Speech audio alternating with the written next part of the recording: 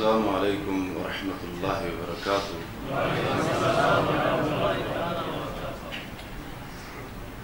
ان الحمد للہ نحمده ونستعینه ونستغفره ونعوذ باللہ من شرور انفسنا ومن سیئات اعمالنا من يهده الله فلا مضل له ومن يضلل فلا هادي له أشهد أن لا إله إلا الله وحده لا شريك له وأشهد أن محمدا عبده ورسوله أما بعد فإن خير الحديث كتاب الله وخير الهدي هدي محمد صلى الله عليه وسلم وشر الأمور محدثاتها وكل محدثة بدعة وكل بدعة ضلالة وكل ضلالة في النار۔ من يطع الله ورسوله فقد رشد واهتدى ومن يعص الله ورسوله فقد ضل وغوى۔ يا أيها الذين آمنوا اتقوا الله حق تقاته ولا تموتن إلا وأنتم مسلمون۔ يا أيها الناس اتقوا ربكم الذي خلقكم من نفس واحدة وخلق منها زوجها وبث منهما رجالا كثيرا ونساء واتقوا الله الذي تساءلون به والأرحام إن الله كان عليكم رقيبا۔ يا أيها الذين آمنوا اتقوا الله وقولوا قولا سديدا يصلح لكم أعمالكم ويغفر لكم ذنوبكم ومن يطع الله ورسوله فقد فاز فوزا عظيما۔ اللهم صل على محمد وعلى آل محمد كما صليت على إبراهيم وعلى آل إبراهيم إنك حميد مجيد۔ اللهم بارك على محمد وعلى آل محمد كما باركت على إبراهيم وعلى آل إبراهيم إنك حميد مجيد۔ اللهم انفعنا بما علمتنا وعلمنا ما ينفعنا وزدنا علما۔ رب اشرح لي صدري ويسر لي أمري واحلل عقدة من لساني يفقه قولي۔ سبحانك لا علم لنا إلا ما علمتنا إنك أنت العليم الحكيم۔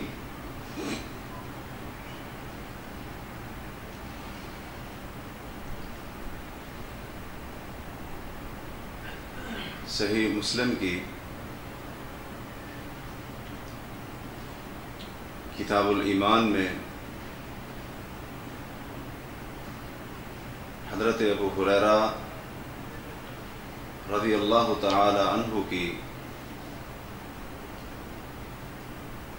یہ حدیث موجود ہے کہ رسول اللہ صلی اللہ علیہ وسلم نے فرمایا، بدأ الاسلام غریبا وسيعود غریبا،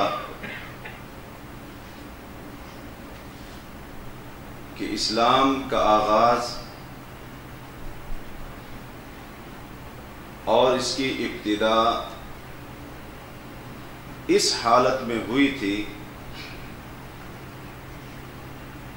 کہ یہ دین لوگوں کی نظروں میں اجنبی تھا. جس طرح ایک اجنبی کے ساتھ اس کے غیر وطن میں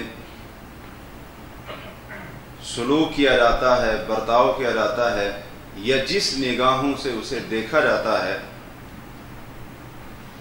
دین اسلام کی ابتدا بھی کچھ اسی انداز سے ہوئی کہ لوگ اسے اجنبیت کی نگاہ سے دیکھتے تھے. اور وَسَيَعُودُ غَرِيبًا، ایک وقت ایسا آئے گا کہ یہ دین اسلام لوگوں کی نظروں میں ایک بار پھر اجنبی بن جائے گا. فَطُوبَى لِلْغُرَبَاء، خوشخبری ہے ان چند گنتی کے لوگوں کے لیے جو اس دین کے اوپر قائم رہیں گے اور لوگوں کو وہ اجنبی سے نظر آئیں گے.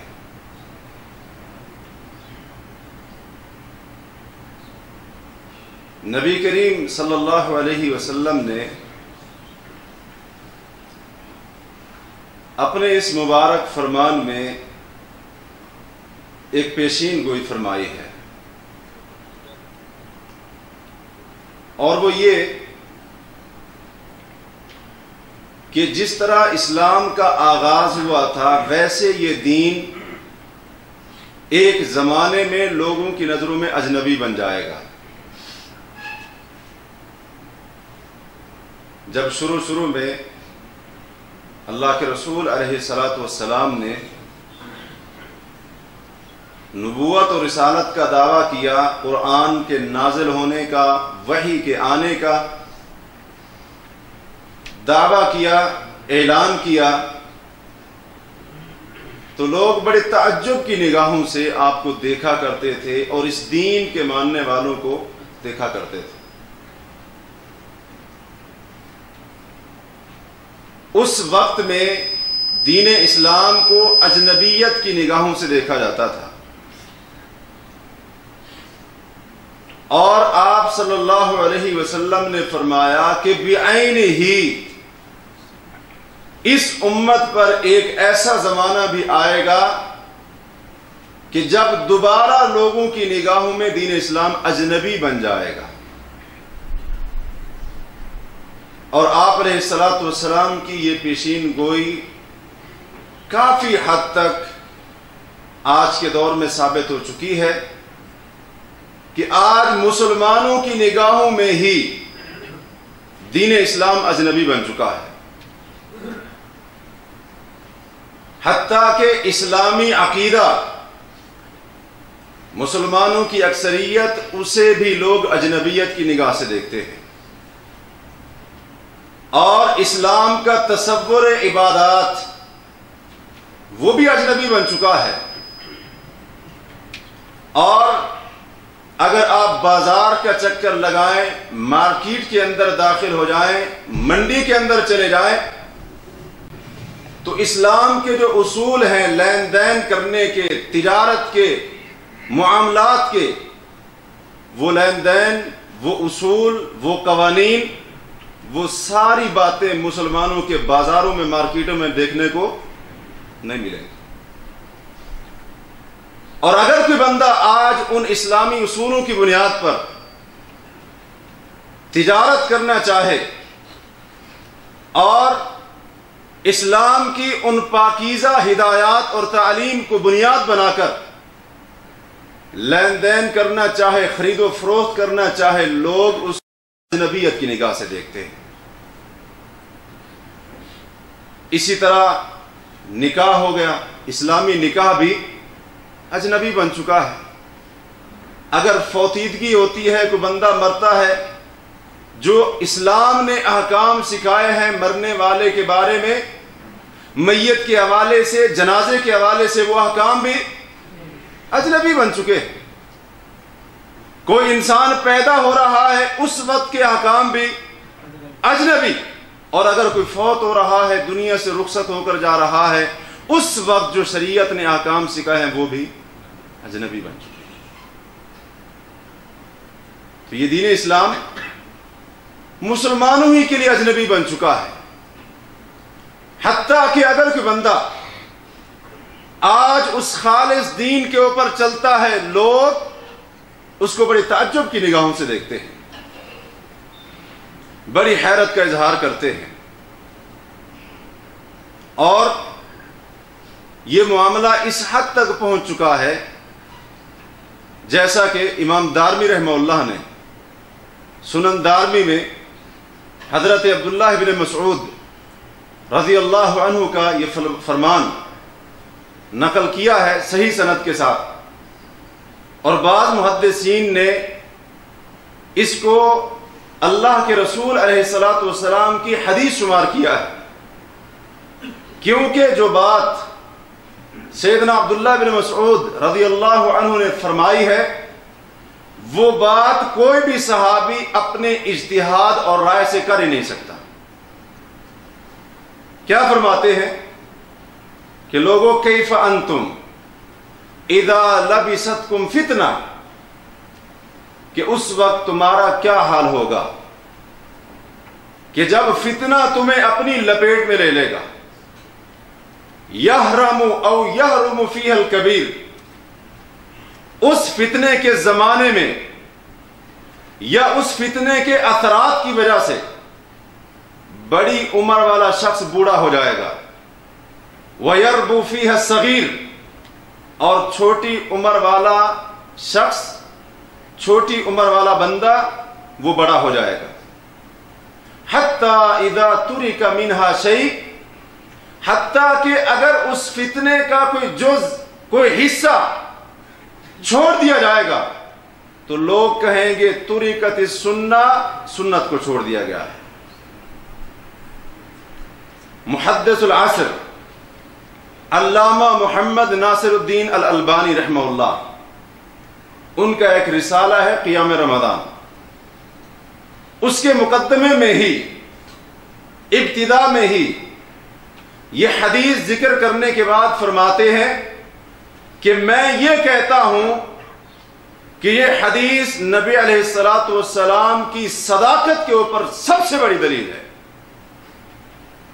کیونکہ جو آپ علیہ الصلوۃ والسلام نے اس حدیث کے اندر فرمایا ہے، آپ علیہ الصلوۃ والسلام کی اس حدیث کا ایک ایک لفظ اور ایک ایک حرف کہتے ہیں ہمارے موجودہ زمانے کے اندر سچ ثابت ہو چکا ہے۔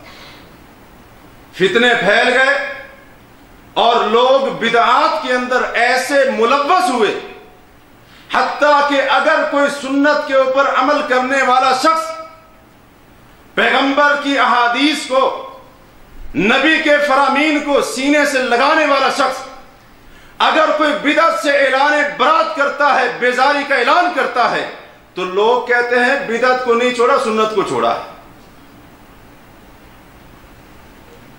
آج اس حد تک یہ فتنہ مسلمانوں کے اندر پھیل چکا ہے، یہ بدعات کا فتنہ، اور دین کے نام پر جو کام گھڑے گئے، ایجاد کیے گئے، مسلمانوں کی اکثریت اس فتنے کے اندر ایسی مبتلا ہوئی حتیٰ کہ خالص دین بھی مسلمانوں کو اجنبی نظر آتا ہے، خالص دین بھی جاتا رہا، اسلام کی تعلیمات بھی رخصت ہو گئی، کیونکہ حسان بن عطیہ رحمہ اللہ ایک جلیل القدر تابعی ہیں، وہ فرماتے ہیں جب بھی کوئی امت، کوئی قوم دین کے نام پر کوئی کام ایجاد کرتی ہے، گھڑتی ہے، کسی بدعت کا ارتکاب کرتی ہے، اللہ اسی کے بقدر سنت کو اٹھا لیتا ہے، اور قیامت تک وہ سنت واپس نہیں آتی اس قوم کے اندر، معاشرے کے اندر، جب تک بدعت کو چھوڑ نہ دے۔ ایک نیا کام مسلمان ایجاد کریں گے، اسی طرح سنت کو اللہ اٹھا لے گا۔ آج سنتوں کو اٹھا لیا گیا اور سنت کا نام دے کر، نبی علیہ الصلوۃ والسلام کے طریقوں کا نام دے کر آج مسلمانوں کے اندر بدعات کی ترویج کی جا رہی ہے، اشاعت کی جا رہی ہے، اور ہمیں اس بات پر حیران نہیں ہونا چاہیے۔ مسلمانوں کے عقائد، عبادات، معاملات اور ان کے دین کو بگاڑنے کے لیے اربوں کے حساب سے بلکہ بے حساب اور خطیر قسم کی رقم بدعات کی ترویج کرنے کے لیے خرچ کی جا رہی ہے کہ مسلمانوں کو اپنے اصل دین کی پہچان نہ رہے۔ اور سچ فرمایا تھا حضرت عبداللہ بن مسعود رضی اللہ عنہ نے کہ آج اگر کوئی بندہ بدعت سے اعلان بیزاری کرتا ہے تو لوگ اس کو کیا کہتے ہیں؟ پیغمبر کے گستاخ ہونے کا اس کو طعنہ مارتے ہیں کہ نبی کی سنتوں کی اس کو قدر نہیں۔ اور جو شخص آج بدعات کو چھوڑے وہ لوگوں کے طعنوں کا شکار ہوتا ہے، ان کی گالیوں کو سننا پڑتا ہے، بلکہ معاملہ یہاں تک پہنچا ہے کفر اور ارتداد کے فتوے بھی بعض دفعہ لگتے ہیں، صرف کس بنا پر کہ خالص سنت کو اس نے لیا ہے، پیغمبر علیہ السلام کی صحیح احادیث ان پر عمل کرتا ہے اور ان کی دعوت دیتا ہے۔ جرم اس کا یہ ہے۔ اور صحیح مسلم میں ہے، نبی علیہ السلام نے یہ بھی فرمایا تھا ایک وقت ایسا آئے گا کہ جب صحیح دین کے اوپر عمل کرنا ایسے ہوگا جیسے انسان اپنی مٹھی کے اندر آگ کے انگارے کو لے۔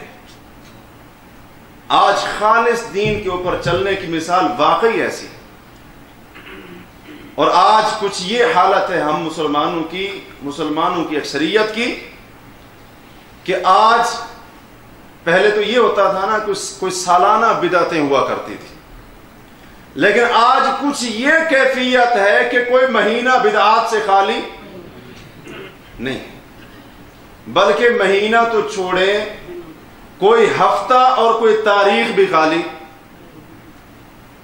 کبھی تیسرے کو کوئی ایسا کام ہو رہا ہے تو کبھی چوتھے کے نام پر، کبھی جمعرات کے نام پر، کبھی 40ویں کے نام پر، اور کبھی برسی کے نام پر کوئی پیدا ہو رہا ہے تب بھی کوئی نیا کام، کوئی فوت ہو رہا ہے تب بھی کوئی۔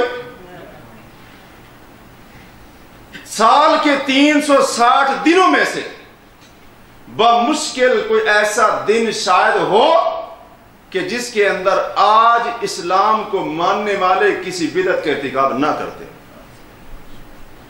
شاید ہمارے ان بھائیوں نے یہ سمجھ لیا ہے کہ جو نیکی کا راستہ اللہ اور اس کے رسول علیہ السلام نے بتایا تھا، شاید انہوں نے یہ سمجھ لیا ہے کہ نیکیاں جو انہوں نے بتائی تھیں وہ ہم پوری کر چکے، لہذا فارغ بیٹھنے سے بہتر ہے کوئی نہ کوئی نیا کام کرنا۔ جبکہ اگر ہم قرآن مجید کو اٹھائیں، نبی علیہ السلام کی احادیث کا صحیح معنوں میں مطالعہ کریں، تو مسلمان تو پورا سال کے پورے 60 دن، 360 دن، سال کے پورے 12 مہینے، اور اسی طرح سے ہر رات 24 گھنٹے اللہ اور اس کے رسول علیہ السلام نے اس کو بہت ساری باتیں سکھائی ہیں ہر دن اور ہر رات کرنے کے لیے۔ نبی علیہ السلام کی بہت ساری احادیث موجود ہیں، صحیح احادیث موجود ہیں کہ جن کے اوپر اگر یہ عمل کرے اس کی زندگی ختم ہو جائے گی، اللہ کے رسول کی بتائی تعلیمات ختم نہیں، بلکہ بعض علماء نے تو اس کے اوپر باقاعدہ کتابیں لکھی ہیں۔ امام نسائی رحمہ اللہ جو بڑے مشہور امام ہیں، محدث ہیں بہت بڑے، ان کی سنن النسائی آپ سنتے رہتے ہیں، ایک سنن صغریٰ ہے، ایک سنن کبریٰ ہے، دیگر کتابیں بھی ہیں۔ انہوں نے باقاعدہ کتاب لکھی عمل الیوم واللیلہ کہ ہمارے نبی حضرت محمد مصطفیٰ علیہ السلام نے ایک مسلمان کو دن اور رات کے اندر کون سے کام سکھائے اور بتائے، اور اس کے اندر بہت ساری احادیث وہ لے کر آئے ہیں جن میں سے اکثر احادیث اللہ کے فضل سے صحیح ہیں۔ اور 2-3 دن پہلے کی بات ہے، ایک رسالہ دیکھا کہ جس کے اندر موجودہ علماء میں سے، سعودی علماء میں سے ایک عالم نے ایک رسالہ چاپا، عنوان کیا دیا 1000 سنتیں دن اور رات کے اندر، 1000 سنتیں دن اور رات کے اندر، یعنی صحیح احادیث کے اندر دن اور رات کے بارے میں جو اللہ کے رسول صلی اللہ علیہ وسلم نے مسلمانوں کو ہدایت دی ہے، اس کے بارے میں 1000 سنتیں موجود ہیں، 1000 سنتیں۔ 24 گھنٹے ہمارے ختم ہو سکتے ہیں، لیکن وہ احادیث اگر ان پر عمل کرنا شروع کر دیا جائے تو ہو سکتا ہے ان احادیث پر صحیح معنوں میں عمل۔ تو پتہ نہیں آج لوگوں نے کیا سوچ لیا ہے، کیا ہمارے ان بھائیوں نے یہ سمجھ لیا ہے کہ ہم دین کے گویا کے کنارے پر پہنچ گئے، اب دیکھا آگے کچھ نہیں ہے، لہذا خود کیا کرو، کوئی نہ کوئی کام کرنا اور گھڑنا شروع کر دو۔ آج بدعات اس کثرت کے ساتھ پھیل رہی ہیں، اور ویسے تو سارا سال یہ معاملہ چلتا رہتا ہے، لیکن یہ مہینہ جو شروع ہو چکا ہے اسلامی کیلنڈر کا بڑا ہی اہم مہینہ، 8واں مہینہ جسے شعبان کے نام سے ہم جانتے ہیں، اور اس کی آج یکم پہلی تاریخ ہے۔ اس مہینے کے اندر بھی مسلمان بڑے عجیب و غریب کام کرتے ہیں جن کا دین کے ساتھ کوئی بھی تعلق نہیں۔ ابھی رجب کا مہینہ فارغ ہوا نہیں کہ اگلے کی تیاریاں پہلے سے شروع ہو جاتی ہیں، جبکہ پہلے یہ بات عرض کر چکا ہوں کہ پورا سال اور سال کے 12 مہینے ہر دن 24 گھنٹے دن رات الحمدللہ اسلامی احکام، تعلیمات، عبادات، اعمال، نیک دروازے مسلمان کے لیے صحیح احادیث کی روشنی میں کھلے۔ لیکن آج وہ جو تعلیمات تھیں اس شعبان کے مہینے کے حوالے سے جو نبی علیہ الصلوۃ والسلام نے احکام امت کو بتائے اور سکھائے تھے، وہ صحیح احادیث آپ ان لوگوں کی اکثریت سے سوال کر لیں، ان میں سے کسی کو پتہ نہیں ہو۔ جو تعلیمات، جو احکام نبی علیہ الصلوۃ والسلام نے شعبان کے مہینے کے بارے میں سکھائے تھے اور بتائے تھے، لیکن لوگ کیا ہیں آج بدعت کے اندر لگے ہوئے، نیا کام، اور وہ کام جو صدیوں کے بعد نبی علیہ الصلوۃ والسلام کی وفات کے اور دین کے مکمل ہونے کے صدیوں بعد، سالوں بعد، سینکڑوں سالوں کے بعد ایجاد کیے گئے، اس کو تو دین مان لیا ہے، لیکن جو اصل دین تھا شعبان کے مہینے کے بارے میں اس کا کسی کو علم ہی نہیں۔ جبکہ اللہ کے رسول علیہ الصلوۃ والسلام نے ہمیں شعبان کے بارے میں بہت ساری تعلیمات دی، اور آج ہماری اکثریت ان سے بالکل غافل ہے، ہمارا عمل نہیں ہے ان چیزوں کے اوپر۔ تو اختصار کے ساتھ وقت کی پابندی کرتے ہوئے ہم اللہ کی توفیق سے آج ان احکام کو جاننے کی کوشش کرتے ہیں جو صحیح احادیث کے اندر نبی علیہ الصلوۃ والسلام نے ہمیں اس شعبان کے عظیم مہینے کے بارے میں سکھائے ہیں اور بتائے ہیں۔ شعبان کے احکام میں سے سب سے پہلی تعلیم اور سب سے پہلا حکم جو نبی علیہ الصلوۃ والسلام کی صحیح احادیث کے اندر ہمیں ملتا ہے وہ یہ ہے کہ آپ نے شعبان کے چاند اور اس کی تاریخ کا خیال کرنا ہے۔ شعبان کا چاند اور اس کی تاریخ، اس کی گنتی کا خیال رکھنا ہے۔ کس لیے؟ کیونکہ آگے رمضان کا مہینہ آ رہا ہے۔ اگر شعبان کے مہینے کی ابتدا سے ہی ہمیں تاریخ معلوم ہوئی، کب چاند نظر آیا، کب پہلی تاریخ تھی، آج کتنی ہے، کتنے دن بعد یہ مہینہ ختم ہوگا، یہ اندازہ ہوگا اگر کہ 29 کا ہوگا یا 30 کا ہوگا، تو پھر آخر میں وہ وبال کھڑا نہیں ہوگا جو عام طور پر مسلمانوں کے اندر کھڑا ہوتا ہے، خاص طور پر پاکستان، انڈیا اور بنگلہ دیش کے اندر۔ رمضان کا چاند نظر آنے کے بارے میں جھگڑا ہوتا ہے کہ نہیں ہوتا؟ لڑائی ہوتی ہے کہ نہیں ہوتی؟ جبکہ اگر ہم نبی علیہ الصلوۃ والسلام کی اس حکم پر اور تعلیم کے اوپر عمل کر لیں، سارے جھگڑے ختم ہو۔ بلکہ بعض دفعہ یہ جھگڑا تو اتنی شدت اختیار کر جاتا ہے کہ ایک بندہ اپنے مخالف کے اوپر صرف اسی وجہ سے کفر کا فتویٰ لگا دیتا ہے کہ اس نے اس کے مطابق اور اس کی من گھڑت من سے بنائی ہوئی تاریخ کے مطابق روزہ نہیں رکھا، یعنی اتنی شدت اختیار کر جاتا ہے۔ اور آپ بھائیوں کو یاد ہوگا پچھلا نہیں اس سے پچھلا رمضان جب عید کا موقع آیا تھا تو پاکستان کے اندر 3 عیدیں ہوئی تھی، 3 عیدیں ہوئی تھی۔ سندھ کے اندر ایک بندے نے 28 روزوں کے بعد اگلے دن عید کا اعلان کر دیا، اور ایک گروہ نے پاکستان کے اندر 29 کے بعد عید کا اعلان کیا، اور تیسرے نے کہا نہیں ہم 30 پورے کریں گے، انہوں نے 30 کے بعد عید کا اعلان کیا۔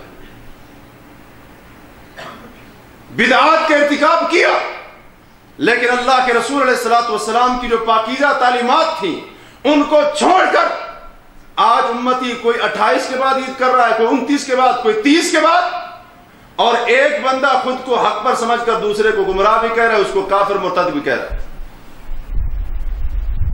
جبکہ اللہ کے رسول علیہ الصلوۃ والسلام کی شعبان کے بارے میں یہ تعلیم ہے نہیں۔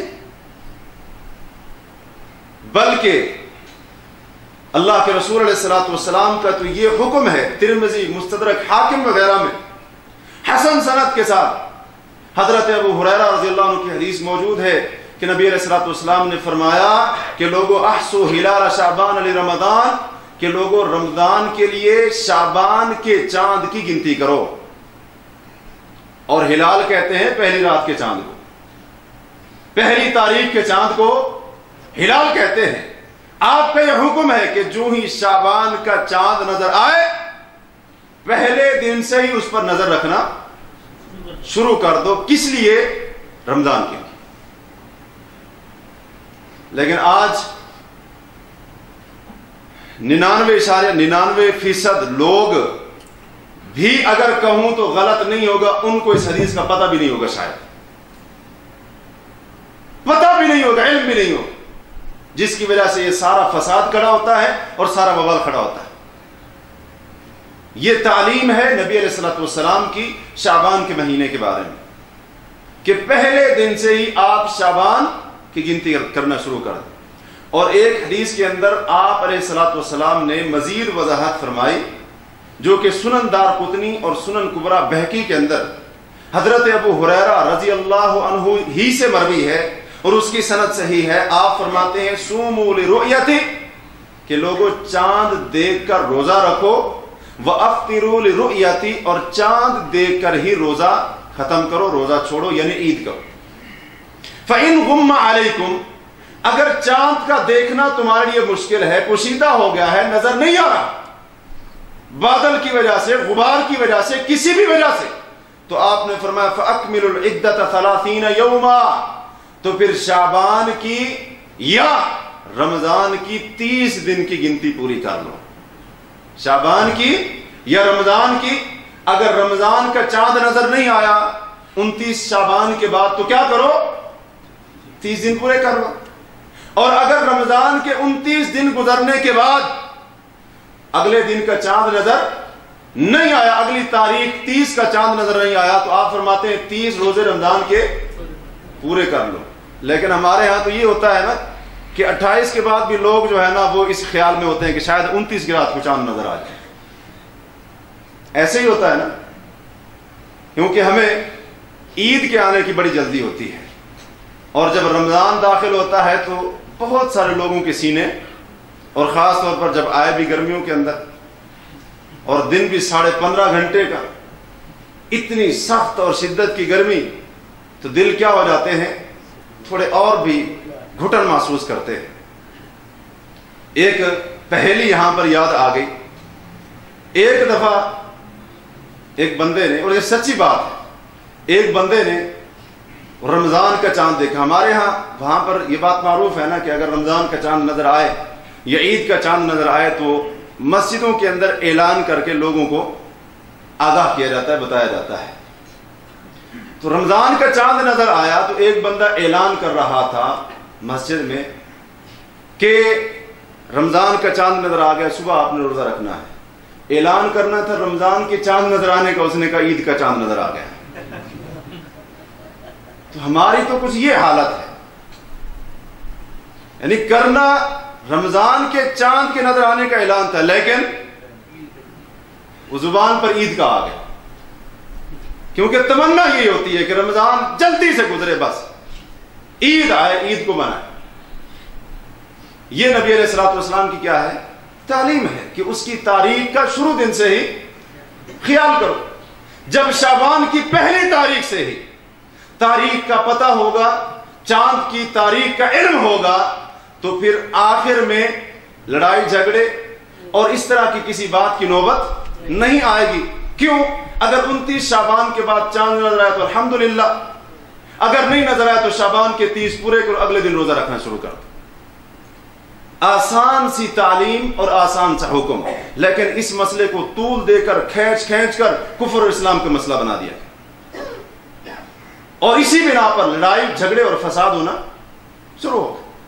اور ایک قوم نے تو یہ کہا کہ اس سب میں پڑھنے کی کیا ضرورت ہے، جان چھڑاؤ، روزہ بھی سعودی کے ساتھ رکھو اور عید بھی سعودی کے ساتھ کرو۔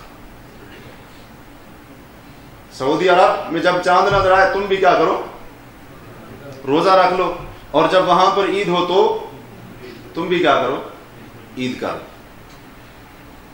کیا دلیل دے کر؟ کہ ہمارے پاس جناب گواہی پہنچ چکی ہے، شہادت پہنچ چکی ہے۔ بہرحال یہ ایک علیحدہ سے مسئلہ ہے، تو صحیح جو بات ہے اس مسئلے کے اندر، وہ ہر ملک کی، ہر علاقے کی اپنی رؤیت ہوگی، یعنی ہر ملک اور ہر علاقے والے ان کا اپنا اپنا چاند وہ دیکھیں گے، تب روزہ رکھیں گے، تب وہ عید کریں۔ اللہ تعالیٰ کا یہی نظام ہے۔ تو بہرحال ایک اور حدیث کے اندر ام المؤمنین سیدہ عائشہ صدیقہ رضی اللہ تعالیٰ عنہ فرماتی ہے، جو ابو داود وغیرہ کی حدیث ہے اور امام مسلم کی شرط پر اس کی سند صحیح ہے، فرماتی ہیں کہ کان رسول اللہ صلی اللہ علیہ وسلم یتحفظ من شعبان ما لا یتحفظ من غیرہ،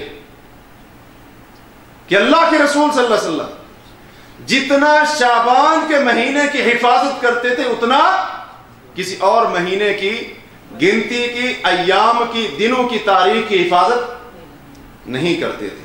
کیوں؟ ثم یصوم لرؤیت رمضان، پھر آپ صلی اللہ علیہ وسلم رمضان کا چاند دیکھ کر روزہ رکھتے تھے۔ رمضان المبارک کی وجہ سے آپ شعبان کے مہینے کی تاریخ اور اس کے دنوں کی گنتی کا اتنا خیال رکھتے تھے، حتیٰ کہ سال کے باقی مہینوں میں اتنا خیال کسی مہینے کی تاریخ کا۔ یہ تعلیم ہے اللہ کے رسول علیہ الصلوۃ والسلام کی۔ شعبان کے احکام میں سے دوسرا حکم اور دوسری تعلیم جو نبی علیہ الصلوۃ والسلام نے ہمیں دی ہے، وہ یہ ہے کہ شعبان کے مہینے میں ہمیں خیر، عمل صالح اور نیکی کے کاموں سے، عبادت کے کاموں سے جو شریعت کے اندر موجود ہیں، شعبان کے مہینے میں ہمیں ان نیکیوں اور عبادات سے غافل نہیں ہونا چاہیے۔ نیکیوں اور عبادات سے، جبکہ آج امت کی اکثریت ان نیک کاموں سے، عبادات سے بالکل کیا ہوتی ہے؟ غافل ہوتی ہے۔ یہ دوسری تعلیم ہمیں نبی علیہ الصلوۃ والسلام کی احادیث سے ملتی ہے شعبان کے مہینے کے بارے میں۔ مسند احمد وغیرہ کی یہ حدیث ہے، اور اس کو روایت کرنے والے حضرت اسامہ بن زید رضی اللہ تعالی عنہ فرماتے ہیں کہ میں نے سوال کیا، اللہ کے رسول، کیا وجہ ہے کہ میں آپ کو دیکھتا ہوں جتنے نفلی روزے آپ شعبان کے مہینے میں رکھتے ہیں اتنا کسی اور مہینے میں نہیں رکھتے، آخر وجہ کیا ہے؟ کوئی خصوصیت ہے، کوئی بات ہے؟ تو آپ علیہ السلام نے فرمایا کہ رمضان بین رجب کہ شعبان بین رجب و شہر رمضان، یہ شعبان کا مہینہ جو رجب اور رمضان کے درمیان میں آتا ہے، رجب اور رمضان کے درمیان میں آتا ہے شعبان کا مہینہ. آپ فرماتے ہیں تغفل عنہ الناس، لوگ اس سے غافل ہو جاتے ہیں. وَهُوَ شَهْرٌ تُرْفَعُ فِيهِ الْأَعْمَالُ إِلَى رَبِّ الْعَالَمِينَ. یہ شعبان کا مہینہ وہ مہینہ ہے جس مہینے میں بندوں کے اعمال رب العالمین کے حضور پیش کیے جاتے ہیں. لوگوں کے اعمال اللہ کے سامنے پیش کیے جا رہے ہوتے ہیں اور لوگ اس سے غافل ہوتے ہیں. بچہ کتنا ہی نکما کیوں نہ ہو، امتحان کے وقت ضرور پڑھتا ہے. ایسا ہی ہوتا ہے نا، بلکہ ساری رات جاگنا پڑے تو جاگنا گوارا کر لیتا ہے. لیکن ہماری کچھ یہ کیفیت ہے. اللہ کے رسول فرماتے ہیں لوگوں کی یہ حالت ہوتی ہے شعبان کے اندر، ان کے اعمال اللہ کے حضور پیش ہو رہے ہوتے ہیں، ان کے صحیفے اعمال نامے اللہ کے سامنے اللہ کی طرف اٹھائے جاتے ہیں، پیش کیے جاتے ہیں، اور لوگوں کی اکثریت اس سے غافل ہوتی ہے.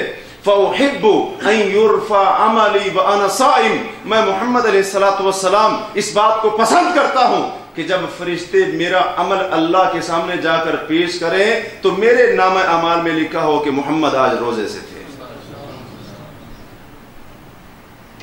محمد علیہ السلام روزے سے. میں پسند کرتا ہوں کہ میرا عمل جب اللہ کے حضور اٹھایا جائے تو میں روزے کی حالت میں ہوں، تاکہ اللہ تعالیٰ کو کے سامنے یہ پیش کیا جائے کہ آج میرا نبی محمد علیہ السلام روزے کی حالت میں. روزہ رکھنا، نفلی روزہ رکھنا خیر کا کام ہے کہ نہیں؟ لیکن آج ہم کیا ہیں؟ غافل ہیں. نبی علیہ السلام کی یہ تعلیم کہ لوگ غافل ہوتے ہیں، اس سے اعمال پیش کیے جاتے ہیں اللہ کے حضور. لیکن ہمیں آج اپنے اعمال کی اللہ تعالیٰ کے حاضری کا کوئی احساس اس مہینے کے اندر نہیں ہوتا.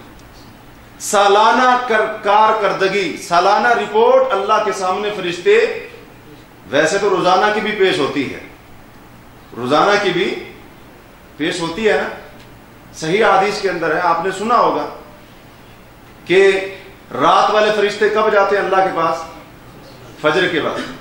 اور جو صبح کو آتے ہیں وہ عصر کے بعد. وہ ویسے تو روزانہ پیش کر رہے ہیں، روزانہ کی کارکردگی بھی اللہ کے سامنے پیش ہو رہی ہے، اور ہفتہ وار بھی پیش ہوتی ہے. سوموار کے بارے میں آپ نے نہیں فرمایا.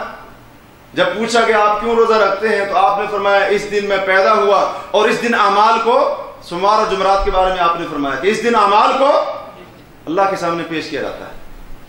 اور سالانہ کارکردگی اور ہمارے اعمال کی رپورٹ کب پیش ہوتی ہے؟ شعبان کے مہینے کے اندر. اور آج مسلمانوں کی اکثریت بدعات کے اندر خود کو ملوث کر کے اسی شعبان کے مہینے سے غافل ہوتی ہے، اسی شعبان کے مہینے سے غافل ہوتی ہے. تو یہ دوسری تعلیم ہے نبی کریم صلی اللہ علیہ وسلم کی شعبان کے مہینے کے بارے میں. تیسری تعلیم اللہ کے رسول علیہ السلام کی اس شعبان کے بارے میں یہ ہے کہ آپ علیہ السلام نے یہ سکھایا ہے کہ شعبان کے مہینے میں کثرت کے ساتھ نفلی روزے رکھے جائیں، کثرت کے ساتھ، لیکن کسی دن کو خاص نہیں کرنا اپنی مرضی سے.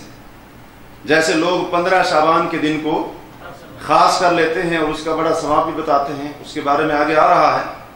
کسی دن کو اپنی مرضی سے خاص نہیں کرنا.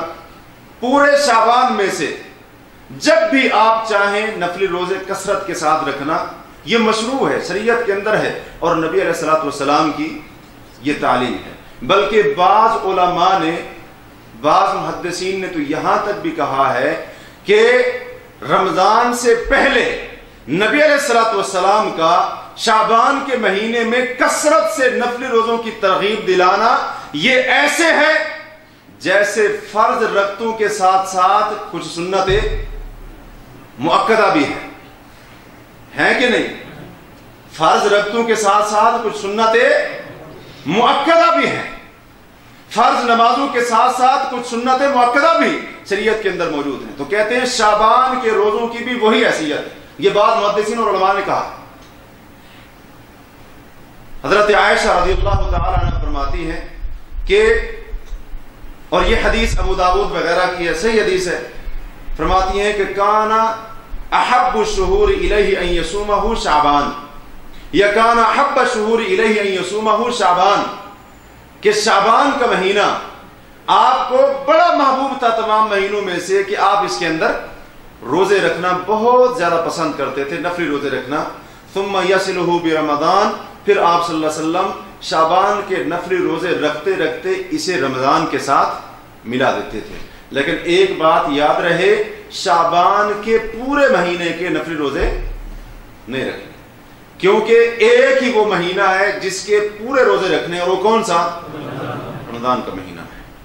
हजरत आयशा रज़ियल्लाहु ताला अन्हा एक और हदीस के अंदर फरमाती हैं कि मैं नबी करीम सल्लल्लाहु अलैहि वसल्लम के बारे में नहीं जानती, और बुखारी मुस्लिम की हदीस है कि आपने रमजान के अलावा किसी महीने, सारे महीने के, पूरे महीने के नफली रोजे रखे।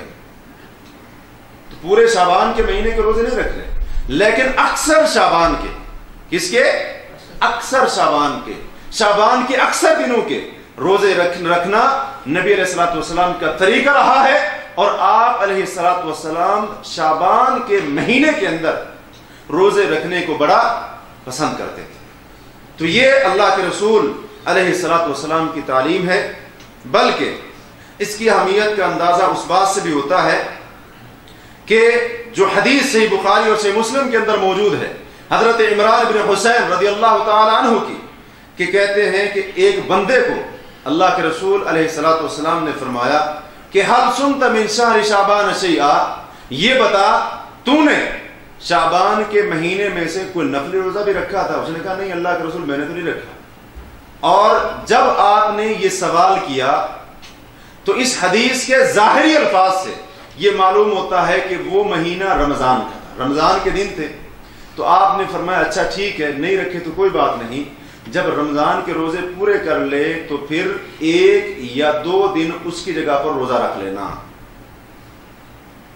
यानी शाबान में अगर तूने नफली रोजा एक भी नहीं रखा तो रमजान गुजरने के बाद 1 या 2 दिन का क्या करना?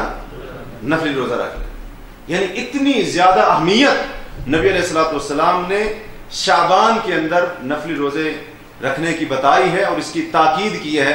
लेकिन बात एक बार फिर दोहराऊंगा, अपनी मर्जी से किसी दिन को खास नहीं करना, किसी दिन को खास नहीं करना, कभी भी शुरू से लेकर आखिर तक किसी वक्त भी आप ये रोजा, नफली रोजा कसरत के साथ ये नफली रोजा रख सकते हैं, और यही अल्लाह के रसूल अलैहिस्सलातु वस्सलाम की तालीम है। कितनी बातें हो गई? 3। चौथी तालीम नबी अलैहिस्सलातु वस्सलाम की इस शाबान के बारे में ये है, जो कुछ अहादीस से मालूम होती है और अइम्मा ने उससे दलील पकड़ी है, बल्कि बाज़ मुहद्दिसीन ने तो उसके हदीस की किताबों में उस हदीस के ऊपर बाब भी बांधा है कि शाबान के आने से पहले पहले रमजान के रोजों की कज़ा देना।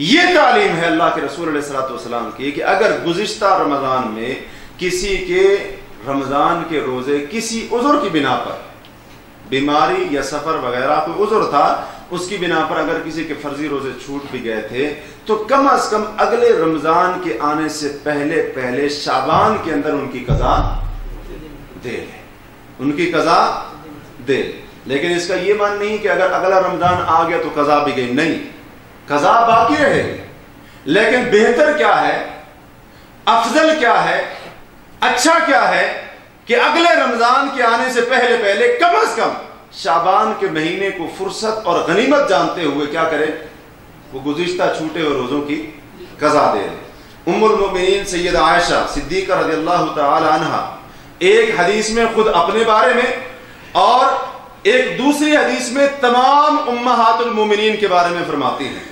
ये हदीस सही बुखारी और सही मुस्लिम के अंदर मुख्तलिफ संदों और मुख्तलिफ अल्फाज के साथ मौजूद है। फरमाती हैं कि मेरे जिम्मे रमजान के रोजे बाकी होते थे, यानी कज़ा देना बाकी होती थी, और मैं उनकी कज़ा शाबान में ही जाकर दे सकती थी, उससे पहले मुझे फुर्सत नहीं मिलती थी, मुझे ताकत नहीं होती थी, वक्त नहीं मिलता था कि मैं रमजान के अंदर छूटे हुए रोजों की कज़ा दे सकूं। और एक रिवायत में फरमाती है कि हम यानी नबी अलैहिस्सलातु वस्सलाम की अज़वाज मुतहहरात में से, हम में से किसी के फरमाती है اگر کچھ روزے رمضان کے چھوٹ جاتے تو ہم ان کی قضا شعبان میں جا کر دیا کرتی تھی. تو کم از کم شعبان کے اندر اگلے رمضان کے آنے سے پہلے پہلے ان چھوٹے ہوئے روزوں کی قضا دے لینی چاہیے. اور یہاں پر اپنی عزت مآب مسلمان بہنوں سے یہ گزارش کروں گا، بڑی سستی کرتی ہیں اس معاملے میں. ویسے تو فرضی روزوں کے معاملے میں بڑی سستی کرتی ہیں. ہمارے ہاں عورتوں کی یہی روٹین ہے، ہمارے گھروں کے اندر جو چلتا ہے، ہر بندہ اپنے گھر کے بارے میں بہتر جانتا ہے. ہمارے ہاں جو یہ چلتا ہے عام طور پر سننے میں آتا ہے، وہ اس طرح سے ہوتا ہے کہ اگر عورت کو معمولی سی تکلیف بھی ہوتی ہے، مثلا تھوڑا سا سر میں درد ہو گیا تو عورتیں روزہ چھوڑ دیتی ہیں، رمضان کے روزے چھوڑ دیتی ہیں، فرضی روزے چھوڑ دیتی ہیں. تو یہ تو بہت بڑا گناہ ہے. یعنی جان بوجھ کر رمضان المبارک کے روزے چھوڑنا یہ بہت بڑا گناہ ہے. اور اگر کوئی واقعی شرعی عذر ہے بھی صحیح، مثلا حمل والی ہے، پیٹ کے اندر بچہ ہے، اس کو تکلیف ہوتی ہے، ٹھیک ہے، شریعت نے اس کو رخصت دی ہے، روزہ چھوڑ دے رمضان کے ایام میں. اگر اس سے برداشت نہیں ہوتا تو روزہ چھوڑنے کی رخصت ہے. اسی طرح اگر اس نے جو ہے نا بچے کو دودھ پلا رہی ہے اور اس کو مشقت ہوتی ہے، شریعت نے اس کو رخصت دی ہے روزہ چھوڑنے کی.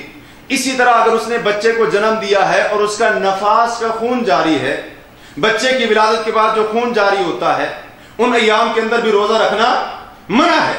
اسی طرح مینسس کے ایام ہیں، ماہواری کے ایام ہیں، اگر وہ ایام ہیں جتنے بھی دن وہ ہیں، ان دنوں کے اندر روزہ رکھنا منع ہے. لیکن اس کا یہ معنی نہیں کہ اگر اللہ تعالی نے یہ رخصت دی ہے، چھوٹ دی ہے، تو بعد میں اس کی بالکل قضا ہی نہ دی جائے.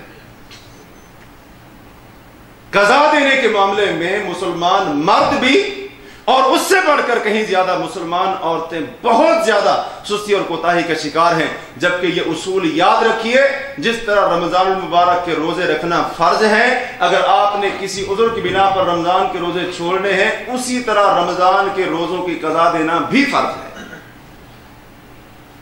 اس کا یہ معنی نہیں رمضان گزرا تو بس ٹھیک ہے، ڈسکاؤنٹ مل گیا، سب کچھ چھوڑ دیا، اس کو بھول گئے. نہیں، جیسے روزے رکھنے فرض تھے، اللہ نے آپ کو رخصت لے کر آپ نے روزہ چھوڑ دیا اور بعد میں آپ وہ روزہ رکھے ہی نہ.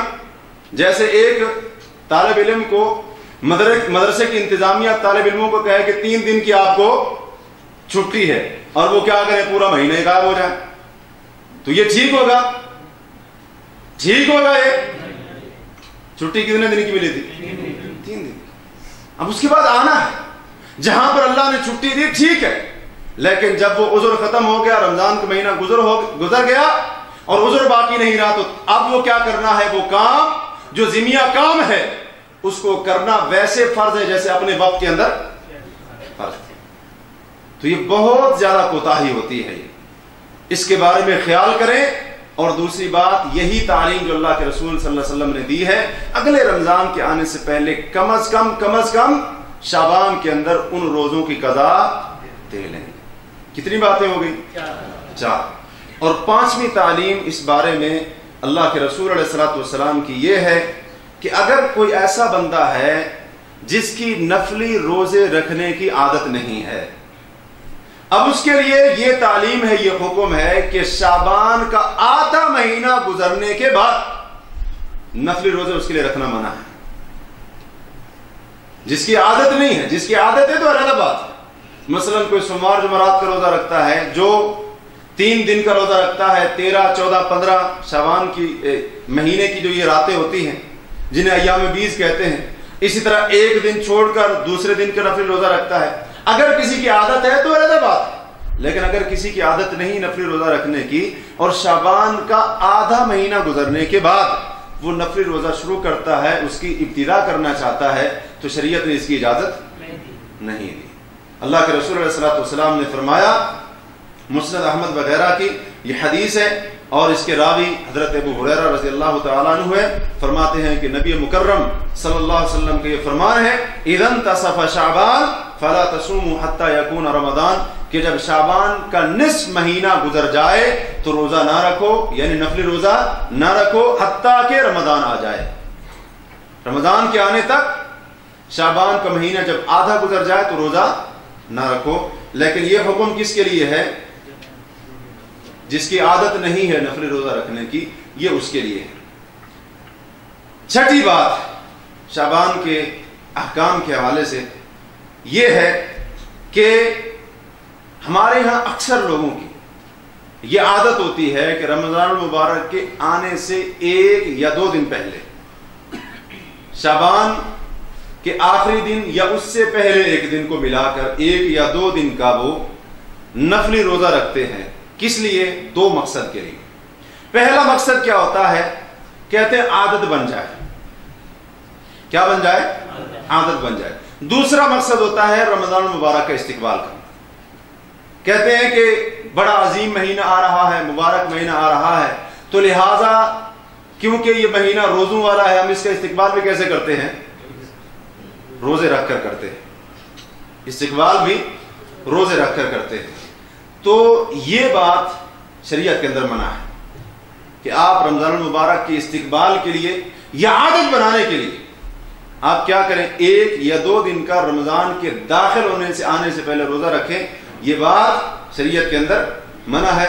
صحیح بخاری اور صحیح مسلم کی حدیث ہے، حضرت ابو ہریرہ رضی اللہ تعالی عنہ نبی علیہ الصلوۃ والسلام سے روایت کرتے ہیں کہ آپ نے فرمایا لا تقدموا صوم رمضان بیوم او بیومین، کہ رمضان المبارک کا استقبال 1 یا 2 دن کا نفلی روزہ رکھ کر مت کرو، الا ان یکون صوما یصومہ رجل، ہاں اگر کوئی بندہ اپنی عادت کے مطابق نفلی روزہ رکھتا ہے تو یہ علیحدہ بات ہے۔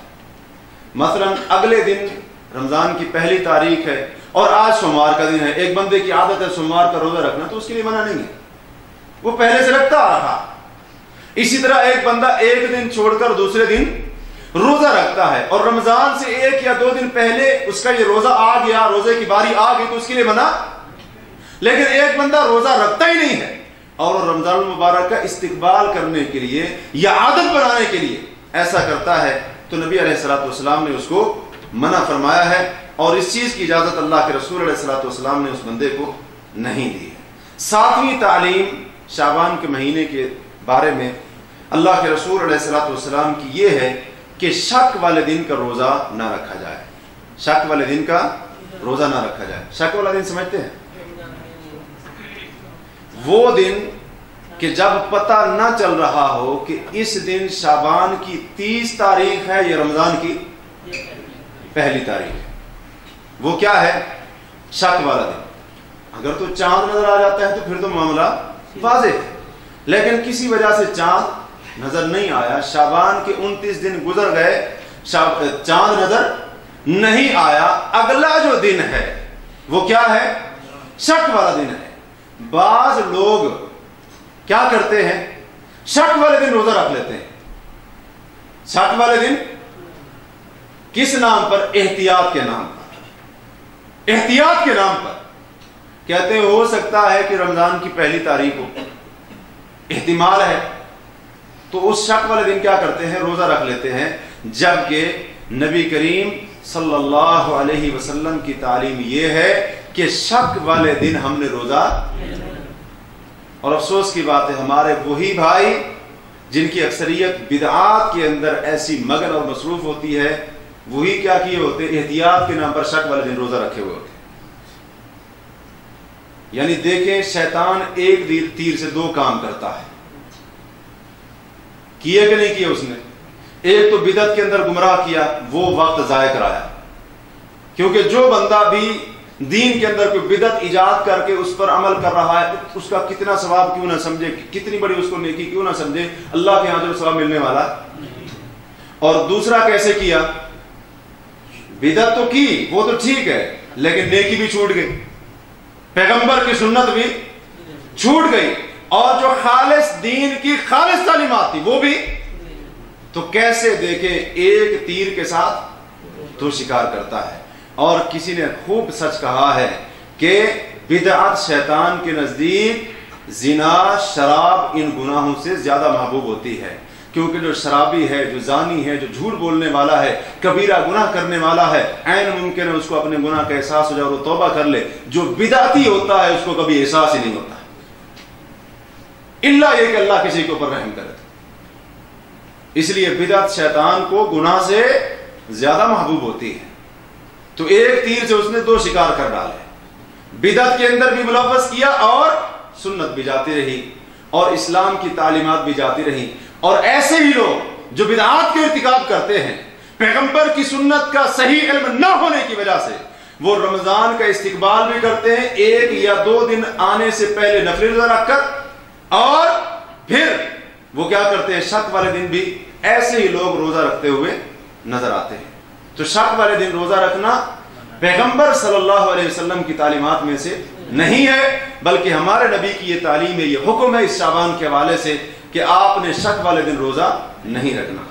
سنن نسائی میں صحیح حدیث موجود ہے، سماک بن حرب جو تابعی ہیں وہ روایت کرتے ہیں کہ میں اکرمہ کے پاس آیا، اکرمہ بھی تابعی ہے جو حضرت عبداللہ ابن عباس رضی اللہ عنہ کے آزاد کردہ غلام تھے، کہتے ہیں ایسے دن اکرمہ کے پاس آیا کہ جس دن کے بارے میں اشکال تھا کہ کیا وہ دن رمضان کا پہلا دن ہے یا شعبان کا 30واں دن ہے، شک والا دن تھا، اشکال تھا، کوئی معاملہ واضح نہیں تھا۔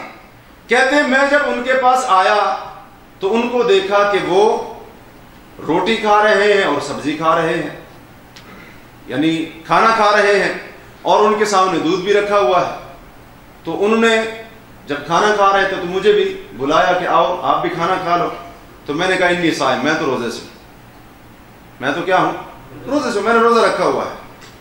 تو سماک فرماتے ہیں وَحَلَفَ بِاللَّهِ لَتُفْطِرَنَّ، اکرمہ نے جب سنا کہ میں نے روزہ رکھا ہوا ہے تو انہوں نے اللہ کی قسم کھا کر کہا کہ اے سماک اللہ کی قسم تجھے روزہ چھوڑنا پڑے گا، تجھے روزہ افطار کرنا پڑے گا، چھوڑنا پڑے گا۔ قل تو میں نے کہا سبحان اللہ مرتين، سبحان اللہ، بڑے تعجب کی بات ہے، میں روزے سے ہوں، آپ قسم اٹھا کر کہتے روزہ چھوڑنا پڑے گا۔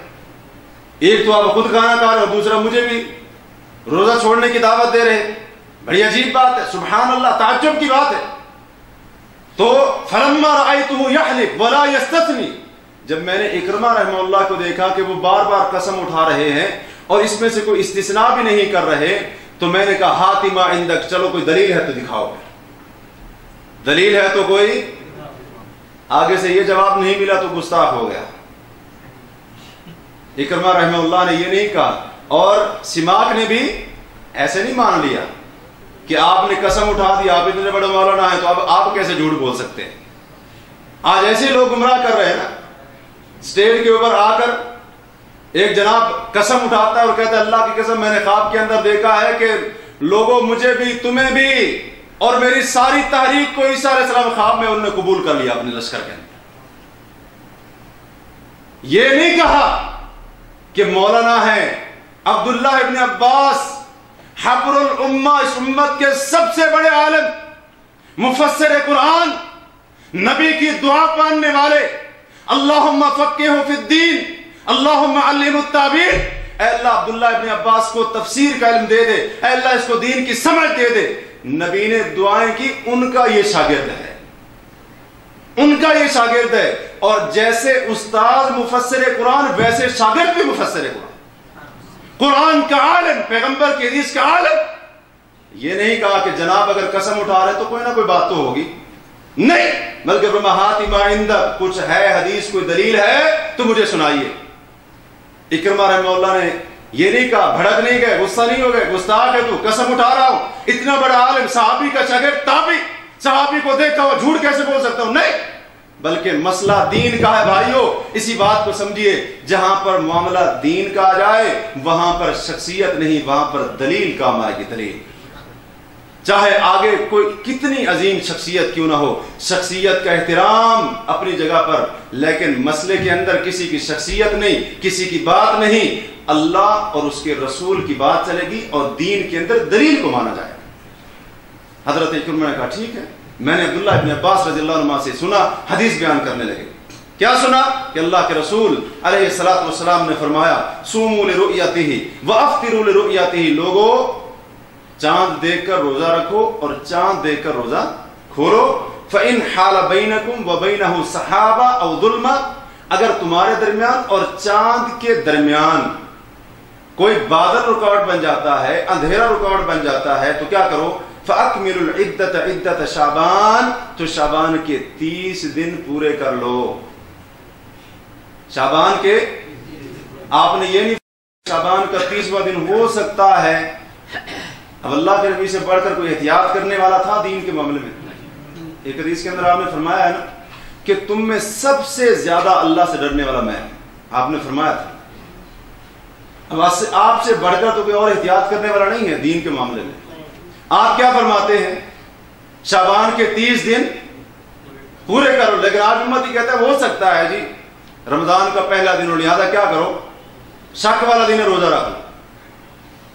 آپ نے فرمایا 30 دن شعبان کے پورے کرو، وَلَا تَسْتَقْبِلُوا الشَّهْرَ اسْتِقْبَالًا، اور رمضان کے مہینے کا استقبال نہ کرو۔ 1 یا 2 دن کا نفلی روزہ رکھ کر رمضان کے مہینے کا استقبال نہ کرو۔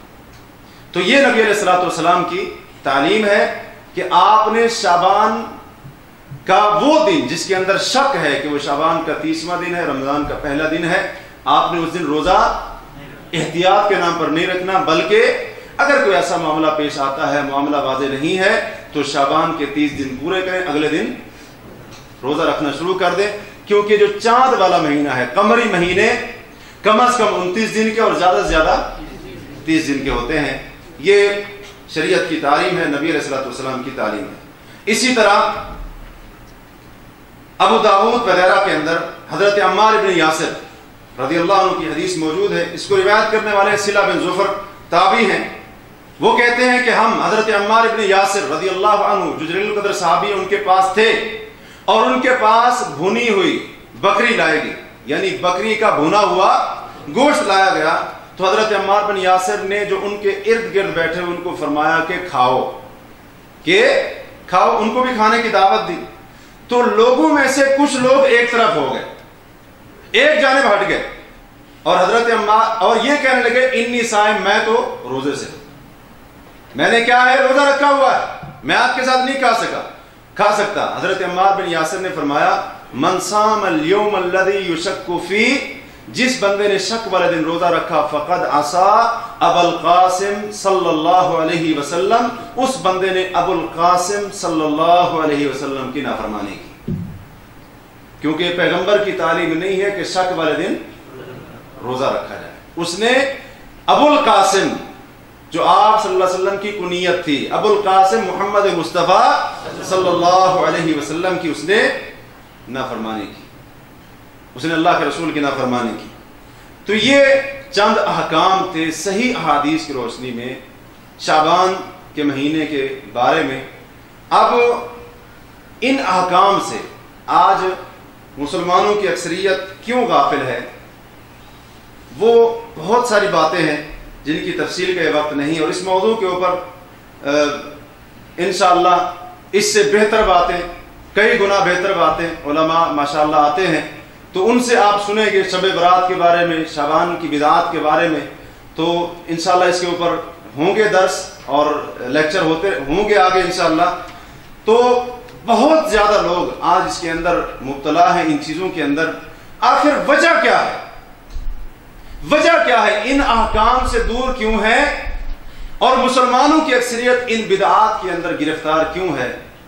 وجہ، بنیادی وجہ یہ ہے کہ وہ احادیث بیان کی جاتی ہیں جو دراصل نبی علیہ السلام کے اوپر جھوٹ ہے، اللہ کے رسول علیہ السلام کے اوپر جھوٹ ہے۔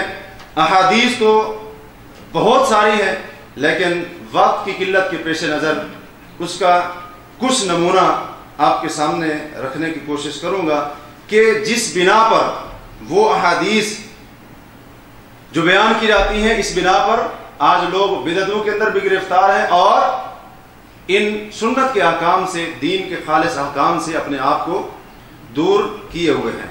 اور یہ بات یاد رہے، آج بہت سارے ٹی وی چینل ان احادیث کو پھیلانے میں بنیادی کردار ادا کر رہے ہیں، بنیادی کردار ادا کر رہے ہیں۔ میڈیا کے اوپر بہت سارے ایسے چینل ہیں جن کا کام صرف یہی ہے، 24 گھنٹے وہ اپنے پروگراموں کے اندر من گھڑت احادیث کو پھیلا رہے ہیں، جبکہ اس فتنے کی بھی پیشین گوئی اللہ کے رسول علیہ السلام نے بیان دی تھی، اس سے ہمیں اجتناب کرنا چاہیے۔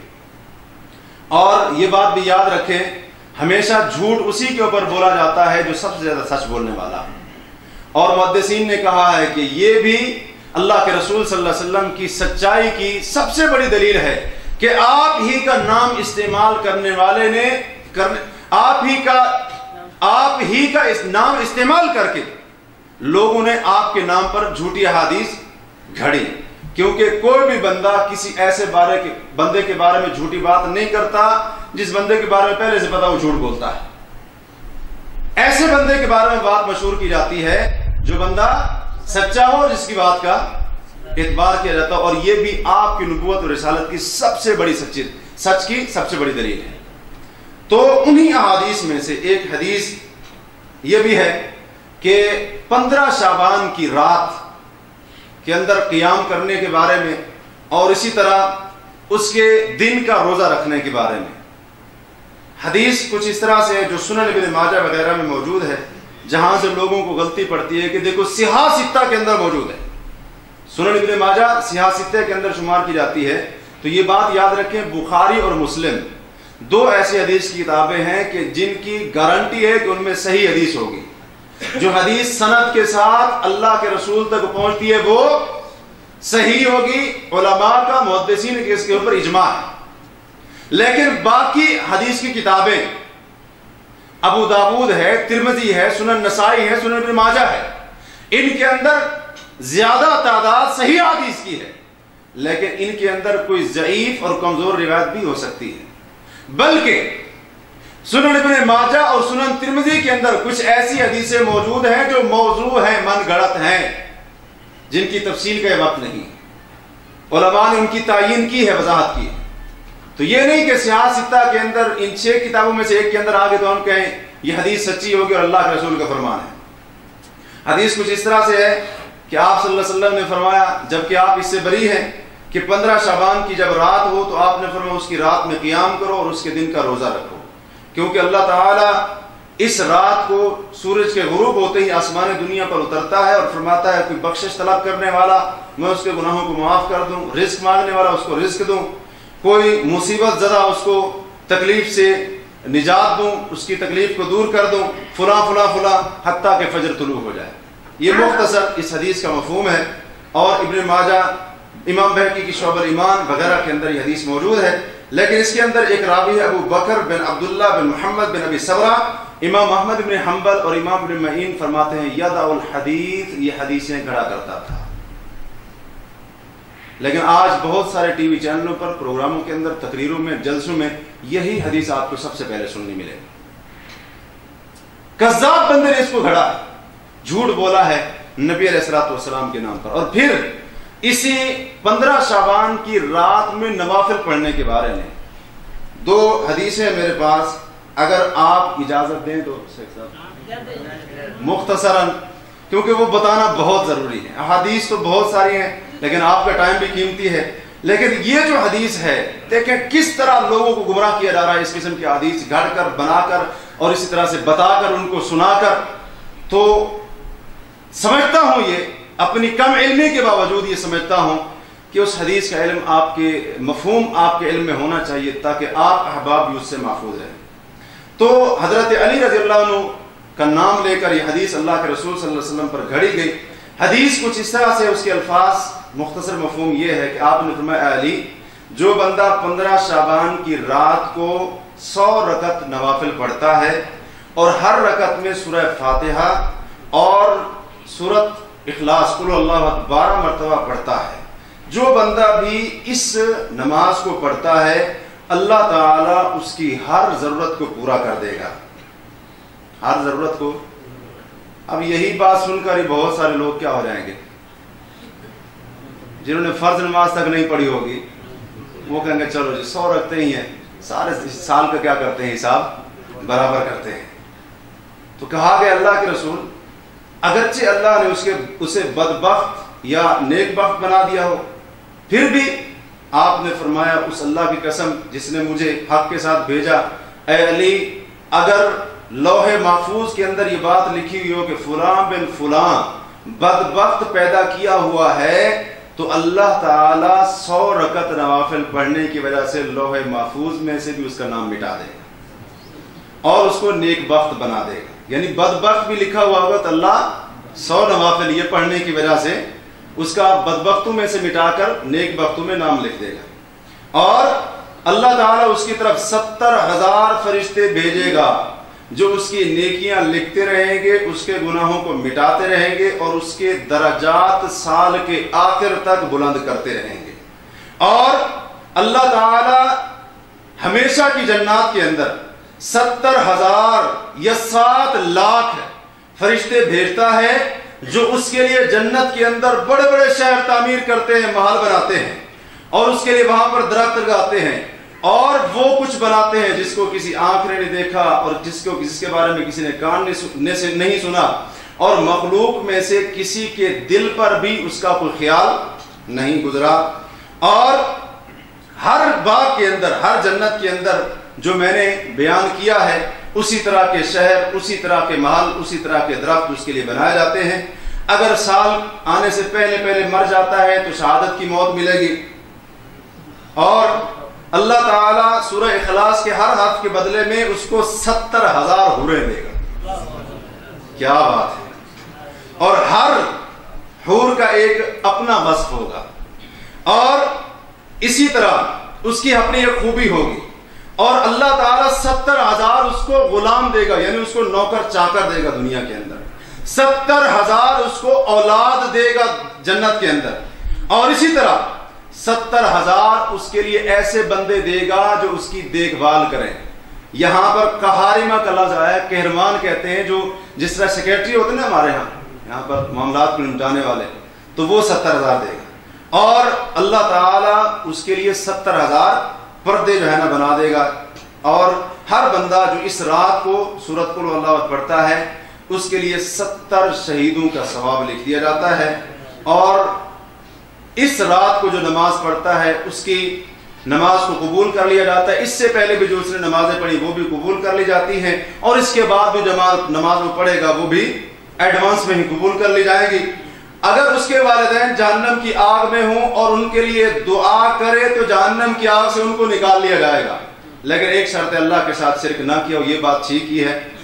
اور اس اللہ کی قسم جس نے مجھے نبی حق سچا نبی بنا کر بھیجا ہے وہ دنیا میں سے اس وقت تک نہیں نکلے گا جب تک اپنی آنکھوں سے جنت کے اندر اپنا ٹھکانہ خود نہ دیکھے. جیسے اللہ نے اس کو پیدا کیا اور نہ دیکھے. اس اللہ کی قسم جس نے مجھے حق دے کر بھیجا, اللہ تبارک و تعالی دن اور رات کی ہر گھڑیوں میں سے ہر گھڑی کے اندر اس کے لیے 70,000 فرشتوں کو مقرر کرتا ہے اور وہ اس پر سلام بھیجتے ہیں, اس کے ساتھ مصافحہ کرتے ہیں, اس کے لیے دعا کرتے ہیں. اور یہ سلسلہ اس وقت تک چلتا رہے گا جب تک سور پھونک نہ دیا جائے اور قیامت کے دن لوگوں کو اکٹھا نہ کر دیا جائے. اور قیامت کے دن اس کو معزز فرشتوں کے ساتھ اٹھایا جائے گا. اور اسی طرح اللہ تعالی نیکی اور گناہ لکھنے والے فرشتوں کو حکم دیتا ہے کہ میرے اس بندے کا گناہ نہ لکھو بلکہ اس کی نیکیاں لکھتے جاؤ. یہاں تک کہ سال گزر جاتا ہے یہی معاملہ رہتا ہے. اور جس بندے نے یہ 100 رکعت والی نماز پڑھ لی اس رات کو اور اس نے نماز کا ارادہ کیا اور اس کا ارادہ تھا آخرت سمجھ جائے, آخرت کا ارادہ تھا, تو پھر اللہ تعالی اس رات میں سے اس کے لیے آخرت کے لیے بھی ایک حصہ مقرر کر دے گا. یہ ایک طویل حدیث ہے جس کو امام ابن الجوزی رحمہ اللہ نے کتاب الموضوعات میں اور اسی طرح امام شوکانی رحمہ اللہ نے الفوائد المجموعہ میں اور اسی طرح دیگر علماء نے محدثین نے مولانا عبد الحی لکھنوی رحمہ اللہ نے اس کو اپنی موضوعات کے اوپر جو ان کی کتاب ہے اس کے اندر ذکر کیا ہے. ابن جوزی رحمہ اللہ اس حدیث کو موضوعات کے اندر روایت کرنے کے بعد فرماتے ہیں یہ حدیث موضوع ہے اور اس کے سارے راوی ان کا کوئی پتہ نہیں ہے کہ وہ کون ہیں اور کہاں سے تھے, کیا نام تھا, والد کا نام کیا تھا, قبیلہ کیا تھا, اور وہ ثقہ تھے, ضعیف تھے, کوئی پتہ نہیں ہے, مجہول ہے. اور ان کا حال کیا ہے, جہالت کے اندر ہے, پردہ خفا کے اندر ہے. امام سیوطی رحمہ اللہ نے, ابن عراق نے, ابن حجر مکی وغیرہ تمام ائمہ کرام نے اس حدیث کو موضوع اور من گھڑت قرار دیا ہے. اسی طرح اس سے ملتی جلتی ایک اور حدیث بھی ہے کہ جس کے اندر 100 سے جو ہے تھوڑا سا ڈسکاؤنٹ کر کے 12 رکعتیں بنا دی ہیں. اس کے اندر یہ ہے کہ اگر کوئی بندہ وہ 12 رکعتیں پڑھتا ہے 15 شعبان کی رات کو اور ہر رکعت میں قل اللہ پڑھتا ہے، رکعتیں کم ہوئی لیکن سورۃ قل اللہ کی تعداد بڑھ گئی، 30 مرتبہ ہر رکعت میں سورۃ قل اللہ پڑھتا ہے، تو کہتے ہیں اس وقت تک وہ اس جگہ سے نہیں نکلے گا جب تک اپنا ٹھکانہ جنت کے اندر نہ دیکھ لے، اور اپنے ایسے 10 گھر والے جن کے اوپر جہنم واجب ہو چکی ہوگی، آگ واجب ہو چکی ہوگی، ان کے بارے میں وہ سفارش کرے گا۔ یہ حدیث بھی گڑھی گئی اور اس کے بھی سارے راوی مجہول ہیں، ان کا کوئی علم نہیں ہے کہ وہ کس شہر کے تھے، کس علاقے کے تھے، ان کا نام کیا تھا، کوئی پتہ نہیں۔ یوں ہی گھڑ کر اس حدیث کو نبی علیہ الصلوۃ والسلام کے ذمہ لگا دیا گیا، جبکہ اللہ کے رسول علیہ الصلوۃ والسلام، حضرت علی اور دیگر صحابہ جن کا نام لے کر ان احادیث کو گھڑا گیا ہے وہ ان تمام جھوٹی باتوں سے بری ہیں۔ تو کیا خیال ہے ان احادیث کو سن کر سوئے گا کوئی 15 شعبان کی رات کو؟ جس کو سارا کچھ مل رہا ہے سوئے گا ایک ہی رات کے اندر؟ پچھلے سال کی بھی نمازیں قبول کرا لی، اس رات کی بھی، آئندہ سال کی بھی، اور جناب دھڑا دھڑ قطار اندر قطار فرشتے آ رہے، اور وہ بھی کس تعداد میں؟ 70,000، 7 لاکھ۔ کوئی چھوڑے گا؟ اسی وجہ سے بہت زیادہ لوگ اس کے اندر کیا ہیں؟ آج مبتلا ہیں۔ ابن جوزی رحمہ اللہ نے صحیح فرمایا کہ لوگ 15 شعبان کی رات کو 100 رکعت نفل تو پڑھتے ہیں، لیکن جب صبح ہوتی ہے تو فجر کی نماز میں سوئے ہوتے ہیں۔ اور یہ نماز اس رات کو جو شروع کی گئی، ابن قدامہ رحمہ اللہ فرماتے ہیں کہ 448 ہجری کے اندر شروع کی گئی، بیت المقدس کے اندر۔ نابلس ایک علاقہ تھا، وہاں کا ایک بندہ تھا ابو الحمراء، اس کی آواز خوبصورت تھی، قاری تھا، بیت المقدس میں آیا، وہاں پر اس نے نوافل شروع کی، اگلے سال آیا تو ایک جماعت بن گئی، اگلے سال آیا تو ایک اور جماعت بن گئی، اس طرح اس نماز کی ابتدا ہوئی۔ 447 سال تک دنیا کے اندر اس نماز کا، ان نوافل کا وجود نہیں تھا۔ 15 شعبان کی رات کو جو یہ نفل پڑھے جاتے ہیں، یہ 100 رکعت یا 12 رکعت کی جو مخصوص نماز پڑھی جاتی ہے اور اس کا ثواب بتایا جاتا ہے، 447 سال، 4.5 صدیاں ان کا وجود اس دنیا کے اندر نہیں تھا۔ بیت المقدس میں ابتدا ہوئی اور ابو الحمراء نابلسی اس نے اس کو ایجاد کیا، اور جو قصہ گو اور خطیب قسم کے حضرات تھے انہوں نے اس نماز کو پھر کیا ہے؟ اچھالا، کیونکہ جو خطیب ہوتے ہیں نا، لچھے دار باتیں کرنا، وہ کہتے ہیں یہ بڑا مزہ دیتی ہیں، لوگ سبحان اللہ بڑا کہتے ہیں۔ تو اللہ تعالیٰ سے دعا ہے کہ اللہ تعالیٰ ہمیں سنت کو سمجھنے کی توفیق عطا کرے اور بدعات سے اپنے آپ کو بچائے۔ تو آپ کا تھوڑا سا ٹائم زیادہ لیا، تو اللہ تعالیٰ سے ہم دعا کرتے ہیں کہ جس مقصد کے لیے ہم بیٹھے یہاں پر، اللہ تعالیٰ اس مقصد کو بھی پورا کرنے کے لیے توفیق نصیب فرمائے، اور جو صحیح دین ہے، خالص دین ہے، اگرچہ اس کی تعداد مقدار تھوڑی کیوں نہ ہو، اللہ تعالیٰ ہمیں اس صحیح دین کو سمجھنے کی اور اس پر مکمل طرح سے چلنے کی توفیق نصیب فرمائے۔ اقول قولی ھذا واستغفر اللہ لی ولکم ولسائر المسلمین والمسلمات۔ السلام علیکم ورحمۃ اللہ وبرکاتہ۔ یہ تو سوال ہے کہ نماز تراویح 20 رکعت یا 8 رکعت پڑھنا افضل ہے؟ مکہ مدینہ میں تو 20 رکعت پڑھتے ہیں، میرا جواب دیں کہ اگر تو بات ہے تراویح کی رکعت کی سنت کی کہ سنت رکعتیں کتنی ہیں، تو وہ صحیح احادیث کے اندر مرفوع حدیث بخاری اور مسلم کی حدیث ہے، ام المومنین سیدہ عائشہ رضی اللہ عنہا کی، اور ام المومنین آپ کی بیوی تھی، اور یہ نماز کب پڑھی جاتی ہے؟ رات کو، اور عموماً یہ نماز آپ صلی اللہ علیہ وسلم کہاں پڑھتے تھے؟ گھر کے اندر، تو وہ اس نماز کے بارے میں سب سے زیادہ جاننے والی ہیں۔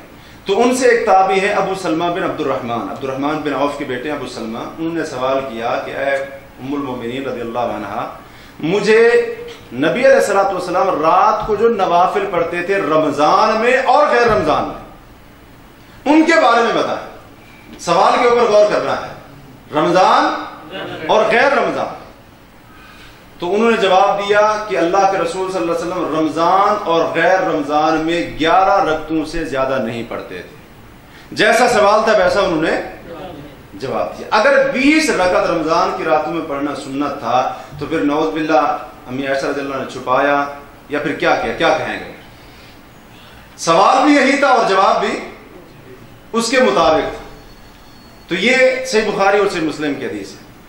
تو 20 رکعت تراویح کے سنت ہونے پر دلیل ایک دی جاتی ہے اللہ کے رسول صلی اللہ علیہ وسلم کی، جو سنن دارقطنی وغیرہ کے اندر وہ حدیث موجود ہے، لیکن اس کے اندر ایک راوی ہے ابو شیبہ عثمان بن ابراہیم یہ اسحاق الواسطی، اس کے بارے میں امام نووی رحمہ اللہ فرماتے ہیں متفق علی تضعیفہ، سارے محدثین کا اتفاق ہے یہ بندہ ضعیف ہے، وہ قابل حجت ہی نہیں ہے۔ اور دوسرا حضرت عمر رضی اللہ عنہ کے زمانے کی دلیل دینا موطا امام مالک کے اندر، اس میں راوی ہے یزید بن رومان، اس نے حضرت عمر کا زمانہ پایا ہی نہیں۔ اور دوسری بات اس کے اندر یہ ہے کہ حضرت عمر کے زمانے میں لوگ 20 رکعت پڑھتے تھے، حضرت عمر کے زمانے میں لوگ 20 رکعت پڑھتے تھے، جبکہ اس کے مقابلے میں موطا امام مالک کے اندر ہی جو صحیح حدیث ہے وہ کچھ اس طرح سے ہے کہ حضرت عمر نے 2 صحابیوں کو، حضرت تمیم داری اور ابی بن کعب جو قاری تھے، ان کو حکم دیا کہ لوگوں کو رمضان میں 11 رکعتیں پڑھائیں۔ ایک ہے لوگوں کا ان کے زمانے میں اپنا عمل، دوسرا حضرت عمر کا حکم، کون سب سے پہلے ہوگا؟ اور جو حکم والی حدیث ہے وہ صحیح ہے، اور جو لوگوں کے پڑھنے والی ہے وہ ویسے ہی منقطع ہے، یعنی یزید بن رومان نے اللہ کے رسول کا زمانہ، حضرت عمر رضی اللہ عنہ کا زمانہ پایا نہیں ہے۔ اور رہا یہ سوال مکہ اور مدینہ کے اندر، شیخ حذیفی رحمہ اللہ علی بن عبد الرحمن الحذیفی رحمہ اللہ جو مسجد نبوی کے امام اور خطیب ہیں، ان سے یہی سوال کیا گیا کہ سنت کیا ہے، تراویح کے بارے میں سنت کیا ہے، تو انہوں نے کہا، جواب دیا کہ سنت 11 رکعت ہے، اور اگر 20 کے بارے میں پوچھنا ہے یا مکہ اور مدینہ میں 20 کیوں ہوتی ہے، ٹھیک ہے نا، تو اس کو دلیل بنا کر، جبکہ پورے سعودیہ کی جو مساجد ہیں وہاں پر کتنی ہوتی ہیں؟ 11 ہوتی ہیں، تو اس کو دلیل نہیں بنایا جا سکتا۔ اور پھر امام بھی 2 پڑھاتے ہیں، اور آخری عشرے کے اندر بعض دفعہ کیا ہوتا ہے، تو ہمیں بھی پھر کیا کرنی چاہیے؟ 30 پڑھنی چاہیے۔ تو یہ ایک حکمت عملی کے تحت، کیونکہ یہ عالمی جگہ ہے، اور ہمارے وہی بھائی اگر سنت کے مطابق یہاں پر 11 رکعتوں والا نظام قائم کر دیا جائے تو ہمارے وہی بھائی جو 20 کو سنت کہتے ہیں سب سے بڑا فتنہ وہی کھڑا کریں گے۔ تو یہ عالمی جگہ ہے، یہاں پر ایک حکمت عملی کے تحت یہ صورت اختیار کی گئی ہے، اور اس خاص حکمت عملی کو پوری امت کے لیے دلیل بنانا یا اس کو سنت ماننا یہ جائز نہیں ہوگا۔ اور دوسری بات یہ حکمت عملی کب سے شروع ہوئی؟ ملک عبدالعزیز کے دور سے، ملک عبدالعزیز کے دور سے، نبی علیہ الصلوۃ والسلام کے زمانے کے کئی عرصے کے بعد، ہمارے علم کے اندر تو یہی ہے، واللہ تعالی عنہ۔ مختصر یہ ہے کہ مسجد میں جو آدمی عورت خیرات مانگتا ہو تو اس کو مسجد میں خیرات دینا جائز ہے، اگر آپ اس کو قابل سمجھتے ہو تو دے دیں۔ باقی یہ ہے کہ سود کا لین دین، اس کی مختلف شکلیں، اس کے نام بدل کر، یہ سارے چیزیں یہاں پر بھائی نے سوال میں لکھی ہیں، تو سود کے جو بھی نام بدل لیے ہیں، یہ قسطیں ہیں، یہ فلاں ہے، یہ فلاں ہے، تو یہ سارے کام حرام ہیں۔ سود کا لینا دینا، کاروبار کرنا یہ حرام ہے۔ باقی رہی قسطوں والی بات، تو اس سے بھی میں آپ کو یہ مشورہ دیتا ہوں، اپنے آپ کو بچاؤ۔ آپ کو یہ بات آج سے 2-3 ہفتے پہلے یہاں بیان کر دی گئی تھی کہ جو شک والی چیزیں اس سے بھی اپنے آپ کو بچاؤ۔ سنت موقدہ، تو سنت موقدہ جو ہے وہ فجر کی 2 سنت ہے، ظہر کی فرض سے پہلے 2 کر کے 4 سنت ہے، اور پھر فرضوں کے بعد 2 سنت ہے۔ کتنی ہوگی؟ گنتے بھی جاؤ، 8 ہو گئی۔ پھر مغرب کے بعد 2 سنت ہے، کتنی ہو گئی؟ 10۔ پھر عشاء کے فرضوں کے بعد 2 ہیں، یہ موقدہ سنتیں ہیں۔ باقی انشاءاللہ آئندہ جمعہ پھر ملاقات ہوگی، کسی اور شیخ کو انشاءاللہ ہم دعوت دیں گے۔ ہم شکر گزار ہیں فضیلت الشیخ محمد طارق حافظہ اللہ تعالیٰ کے، جو آج ہمارے پاس تشریف لائے اور شعبان کے بارے میں ہماری انہوں نے رہنمائی فرمائی۔ اللہ انہیں بھی جزائے خیر دے، اور آپ بھائیوں کو بھی اللہ تعالیٰ جزائے خیر فرمائے۔ جزاکم اللہ خیر۔ سبحانک اللہم و بحمدک، اشہد ان لا الہ الا انت، استغفرک و اتوب الیک۔